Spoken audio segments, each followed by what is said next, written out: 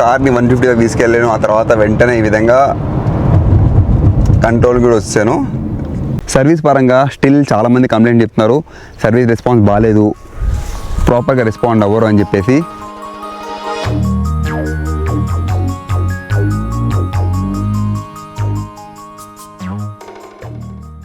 ఇప్పుడు మీకు ఈ టాటా నెక్సాన్ డీజిల్ వేరియంట్ది క్విక్ డ్రైవ్ రివ్యూ చూపిస్తా.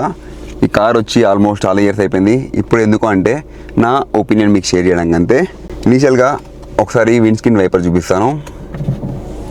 ప్రాపర్ స్ప్రే మొత్తం కవర్ అవుతుంది, అంటే స్ప్రింక్లర్ స్ప్రే చాలా నీట్గా ఉంది. వెనకాల మాత్రం మనకి రేర్ వైపర్ అనేది లోపల హైడ్ చేసి ఉంది. Nice engineering. కానీ ఇదంతా ఏరియా అన్ని కార్స్లో కామనే, మనకి వైట్ మార్క్స్ వదిలేస్తుంది. అది క్లీన్ చేయాలంటే మళ్ళీ దిగి క్లీన్ చేసుకోవాల్సి వస్తుంది. మనం రివ్యూ చేస్తున్నాం కాబట్టి దిగి క్లీన్ చేద్దాం, మనకు అప్పుడే విండ్ స్క్రీన్ అంతా నీట్గా కనబడుతుంది కాబట్టి. ఇప్పుడు మీకు ఇంజన్ ఆన్ చేసి సౌండ్ లెవెల్ చూపిస్తాను. ఎన్విఎస్ లెవెల్స్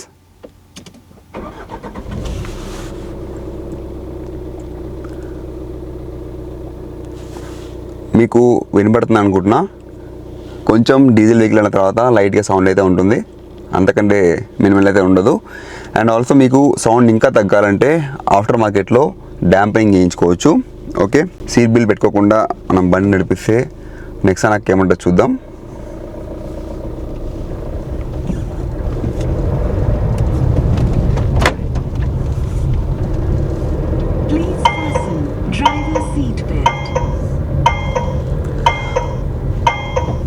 సో ఈ విధంగా ఒకసారి 20 స్పీడ్ దాటిన తర్వాత కంటిన్యూగా బెల్స్ వాగుతూనే ఉంటాయి కొద్ది దూరం వెళ్ళే వరకు. కాబట్టి మనం seat belt as per hour safety, మన సేఫ్టీ గురించి సీట్ బెల్ట్ని తప్పనిసరిగా పెట్టుకోవాలి. ఓకే, సౌండ్ ఆగిపోయింది. ఓకే, ఇక్కడ నుంచి మీకు చూపిస్తాను. First gear. మీరు పెట్రోల్ వెహికల్ నడిపించిన తర్వాత డీజిల్ వెహికల్కి వస్తే కొంచెం టైం పడుతుంది అలా అవడానికి, ఎందుకంటే క్లచ్ మీకు కొంచెం హార్డ్ అనిపించవచ్చు. ఇంకా గేర్ బాక్స్ కూడా మీకు అనుకున్నంత స్మూత్ ఉండదు డీజిల్ వెహికల్స్లో. కానీ ఈ నెక్సాన్లో మాత్రం ఎలాంటి ఇబ్బంది లేదు. గేర్ షిఫ్టింగ్ అయితే చాలా క్విక్గా అవుతుంది. Third gear. మీకు 1, 2, 3 గేర్స్లో కొంచెం పవర్ లాగ్ కనబడుతుంది అనమాట. అంటే పవర్ టైమింగ్ ఉంటుంది కదా, మనము క్లచ్ రిలీజ్ చేస్తున్నప్పుడు 1 సెకండ్ తర్వాత పవర్ అందుకుంటుంది. అది మీకు అంటే ఎవరైతే పెట్రోల్ వెహికల్ నడిపిస్తారో దీనిలో రాగానే కొంచెం మనకు తేడా కనబడుతుంది. మీకు మళ్ళీ చూపిస్తాను. స్లో స్పీడ్లో సెకండ్ గేర్లో వెళ్తున్నా, నేను క్లచ్ వదిలేను, యాక్సిలేటర్ నొక్కాను. యాక్సిలేటర్ నొక్కిన తర్వాత జస్ట్ ఒక చిన్న బైట్ మిస్ అవుతుంది అనమాట. Right, third gear. ఇప్పుడు నేను 4th గేర్లో ఉన్నా, 60 స్పీడ్. And 5th gear. ఒకసారి 1500 RPM తర్వాత బండి పవర్ చాలా క్విక్గా అందుకుంటుంది. అంటే అక్కడ నుంచి మనకి దీని టర్బో కిక్ ఇన్ అయిపోతుంది అనమాట. 6th gear. ఒకసారి 60 స్పీడ్ దాటిన తర్వాత మనం 6th గేర్కి వెళ్ళిపోవచ్చు. ఇదిగోండి, హైవేలో పర్ఫార్మెన్స్ పరంగా మాత్రం ఎలాంటి ఇబ్బంది లేదు. పవర్ చాలా ఫాస్ట్గా అందుకుంటుంది. ఎప్పుడైతే 1, 2, 3 గేర్లో మనం ఉంటున్నామో అక్కడే కొంచెం పవర్ లాగా ఉంది. రిమైనింగ్ ఆల్ పవర్ అయితే చాలా అద్భుతంగా ఉంది. ఇక్కడ నేను బ్రేక్ వేస్తున్నాను 90 స్పీడ్లో, సడన్ బ్రేక్.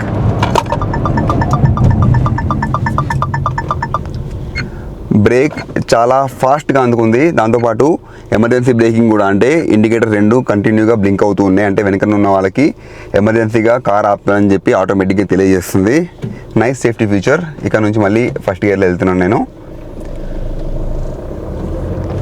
చూసారు కదా, 90 స్పీడ్లో సడన్ బ్రేక్ వేసినా కానీ ఎలాంటి ఇబ్బంది లేకుండా క్విక్గా బ్రేక్ అందుకుంది. సో బ్రేక్ బైట్ బాగుంది. ఇది బండి స్పీడ్ కూడా చాలా ఫాస్ట్గా అందుకుంటుంది. డ్రైవ్ కూడా చాలా జిప్ ఉంది. ఇవ్వండి, స్టీరింగ్ పర్ఫార్మెన్స్ చాలా బాగుంది. 90 స్పీడ్లో మళ్ళీ బ్రేక్.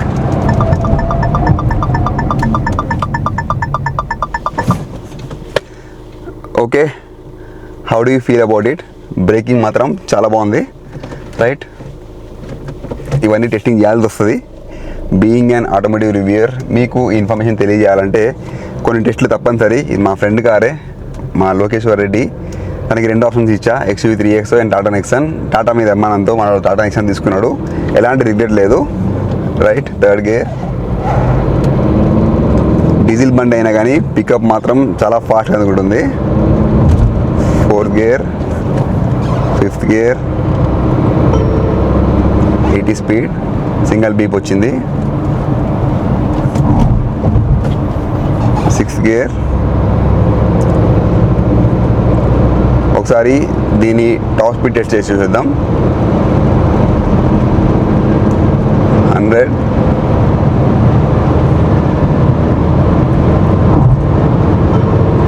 121. చిన్న టర్నింగ్ ఉంది, సో బ్రేక్ తప్పనిసరిగా వేసుకోవాలి.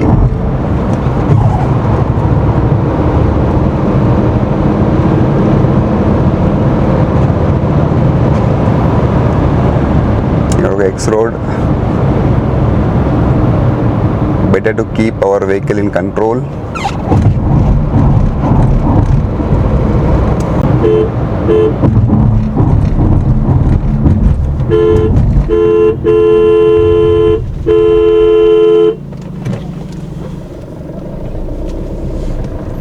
కాక రోడ్డు మీద బండాపి పెద్ద మనిషి. 3rd gear. Car suspension test చేశాను, చాలా నీట్గా ఫీడ్బ్యాక్ ఉంది, ఎలాంటి ఇష్యూ లేదు.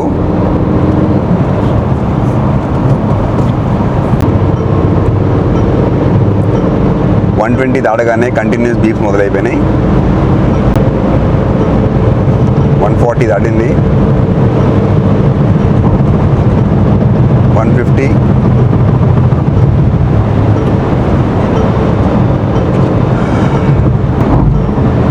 నేను కార్ని 150 తీసుకెళ్ళాను. ఆ తర్వాత వెంటనే ఈ విధంగా కంట్రోల్ కూడా వచ్చాను. ఓకే, బండి కంట్రోలింగ్ కానీ పర్ఫార్మెన్స్ పరంగా కానీ ఎలాంటి ఇబ్బంది లేదు. ఓన్లీ స్టార్టింగ్ ఇనీషియల్గా మనం ఎప్పుడైతే పికప్ అందుకుంటామో ఇక్కడే మీకు చిన్న పవర్ లాగ్ కనపడుతుంది. రిమైనింగ్ అంతా ఎలాంటి ఇబ్బంది లేదు. I really impressed with Tatas diesel engine. చాలా రిఫైన్మెంట్ తర్వాత ఈ టాటా నెక్సాన్కి అయితే మంచి ఇంజన్ ఇచ్చారు.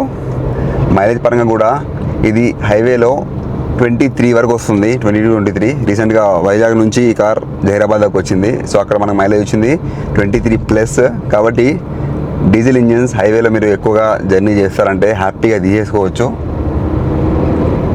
ఇందులో ఇచ్చిన ఇన్ఫోటైన్మెంట్ సిస్టమ్ కూడా 10.2 ఇంచెస్, చాలా మంచి ఫీచర్స్ ఇచ్చారు. అండ్ ఆల్సో ఇన్స్ట్రుమెంట్ క్లస్టర్ కూడా చూడగానే బ్యూటిఫుల్ ఉంటుంది. మంచి rectangle shape, curved rectangle shape, looks beautiful.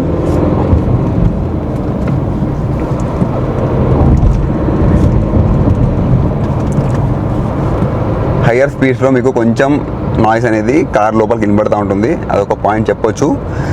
Remaining all absolutely fine. ఇందులో TPMS ఉంది, మన కంటిన్యూగా టైర్ ప్రెజర్ మానిటరింగ్ చేసుకోవచ్చు. సేఫ్టీ పరంగా ఎలాంటి ఇబ్బంది లేదు. So that's about the drive review. నేనేమైనా మిస్ అయి ఉంటే మీరు కింద కమెంట్ సెక్షన్లో అడగచ్చు, మీకు డీటెయిల్ ఇన్ఫర్మేషన్ అయితే ఇచ్చేస్తాను. ఇక్కడ కార్ది ప్రాపర్ సస్పెన్షన్ టెస్ట్ చేయొచ్చు. పెద్ద పెద్ద స్పీడ్ బ్రేకర్స్ ఉన్నాయి. ఇది ఒక చిన్న ఆఫ్ రోడ్, కానీ క్యాబిన్ లోపల మాత్రం ఎలాంటి ఇబ్బంది లేదు. ఇలాంటి రఫ్ రోడ్, గతుకుల రోడ్ని కూడా సస్పెన్షన్ చాలా నీట్గా తీసుకుంటుంది.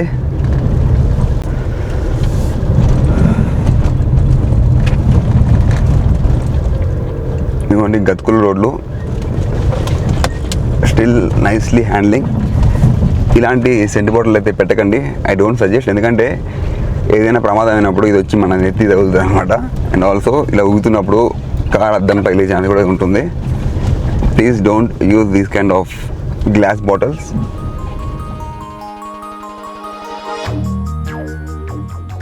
మనకి మార్కెట్లో ఈ కాంపాక్ట్ SUV సెగ్మెంట్లో చాలా కాంపిటీషన్ ఉంది.